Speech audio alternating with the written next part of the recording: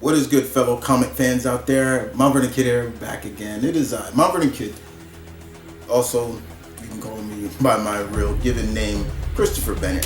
Here again, guys, on Indie Showcase. Y'all know the deal. Indie Showcase, the segment where I, your host, take and review indie comics from the highest of highs to the lowest companies and every indie company all around, guys. And today, guys, I have a few that I'm going to review, but they're all going to get their own spotlight. But let me just show you the books that we're going to cover. All these books were books I supported on Kickstarter, and I will continue to support them. So I'm gonna show you all of them, but stay tuned because each book is going to get their own review. Later in the year of Indie Showcase, I will do like a bulk review, like six to eight books I'll review. But let me show you. So there's gonna be a review for Cyclone Comics Murder City #2 by Evan Quino. This was good. This is his Spring Hill Jack book, which I enjoyed. We're gonna do Bad Bug, Reina, the Bastard Queen. As you can see, we're gonna get a review on that. We're gonna do Concrete Comics. I've reviewed a couple of Concrete comic books. Always will support them. Finally, we're gonna do Tevin Fields, The Watchman 1 and Part 2. So they're gonna get reviews. I'm also reviewing the next issue in Radical Visions, Lady Dark #2. Cool. And we're going to review the first issue of Tyrant Fall. All those books will be getting their own review, but the first is gonna be all about Murder City, issue #2. Check out that cover. Now, I follow Evan we follow each other on Instagram, and I think Facebook as well. And he always kind of tags me in posts that's dealing with this book, and I always thank him for that. He doesn't have to do it, but I think it's very cool for a creator, especially as an indie creator, knowing that their books are getting supported and their books are getting showcased, even if it is by a small-time YouTuber, part-time in a sense. But I thought I will always do it for him, no matter what. So Evan, again, is the writer. Evan Quiring, I hope I'm pronouncing his last name right. And artwork is done by Diego Vasquez as well. So what was this issue about? Last issue, we were introduced to this city's version of Spring Hill Jack, as they call him the Murder City Devil, pretty much. River City Devil, excuse me. In this issue, we kind of now get a sense of who or what he is. I'm not going to spoil it for anybody, but it does have to do with an individual who was shot and killed in terms of a robbery gone bad. And he calls this gentleman is shot. He's shot, and he calls the ambulance, and he's telling people, I've been shot. He gives them the address, and they're still like, what's going on? He's just telling them that, where were you shot, sir? He's dying, but they're like, that kind of stuff I can understand. Also in this, we get a sense of what is going on in the city, in River City, in terms of outside of that, what's there are threats. And one of the threats is a guy who looks like Cobra Commander from G.I. Joe. And I'm not even joking. He calls himself the Moonlight Killer. And he's got some serious issues, y'all. Serious issues that kind of come off like this guy belongs in Arkham Asylum, big time.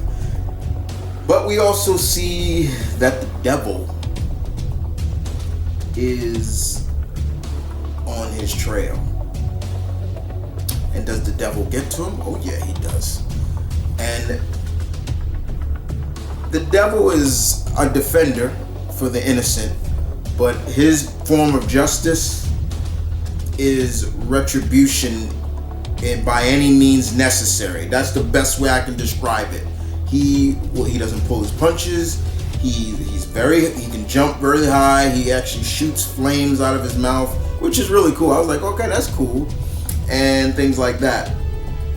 But one of the coolest things about this issue, and I don't know if Evan, I'm talking to you now, Evan, if you're a professional wrestling fan, but because like yours truly is, I've been a wrestling fan since I was 5.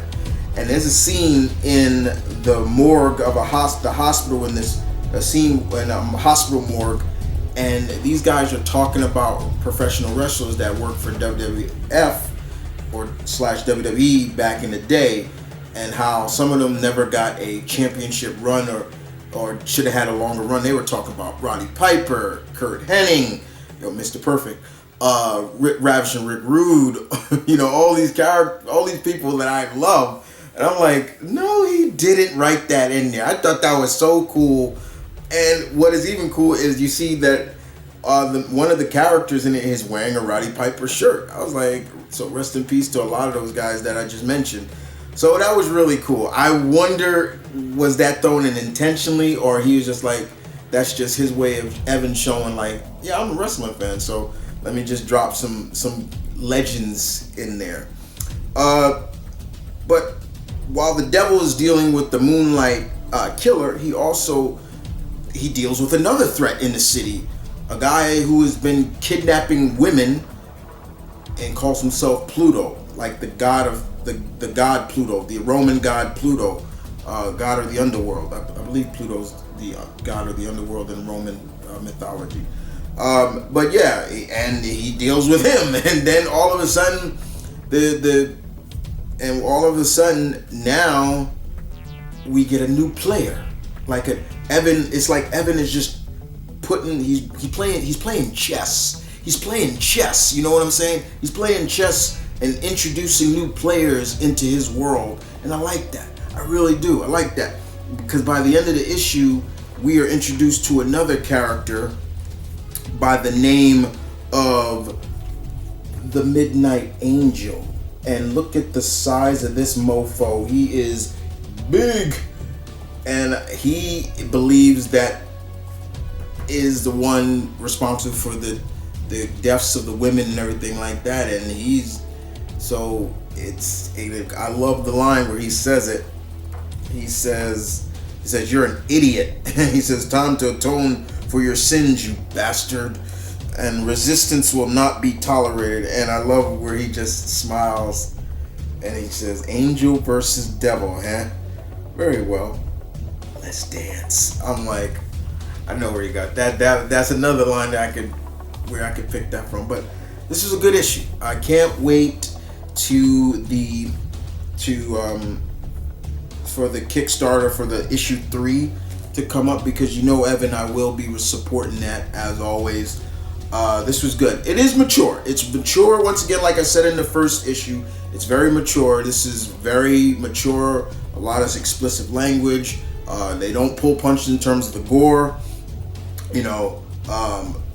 but still, it's an exciting, mature comic that has elements of characters you can think of, and you can see what Evan, and I'm talking like I know him personally, but it is what it is. But you can see that where he's pulling from with this character, and are there little elements of Spawn? Yeah, I see a little bit of Spawn in there, but at the end of the day, it's a cool comic We're 2 issues in. I cannot wait to the next one because I want to see this fight between Midnight Angel and the Devil. But more importantly, because it's Spring Hill Jack. That's what he is. It's basically kind of Spring Hill Jack. But outside of that, Murder City Devil, issue number 2, you know how we do, was great. And I enjoyed it very much. Evan, my man, as always, salute. And I can't wait to see what the next issue brings with us. You didn't pull any punches, bro. You didn't pull any punches in terms of like the main protagonist, this character, beating the crap out of the bad guys or giving his own justice to them. He went Punisher, pretty much, and it worked well. So thank you guys for watching. I hope you guys will continue to watch the next reviews of all the books I just showcased. These are all going to be a part of the next episodes of Indie Showcase. I can't wait to review every one of them because I promised a lot of the creators I would review them, and I'm a man of my word, so we're going to get down to it. Thank you for watching as always, and for everybody who watches, to all my comic fans out there, especially supporting the indie comics. Continue to support, continue to reading. Never be ashamed of what you are, and we are comic geeks, and I love it. Deuces.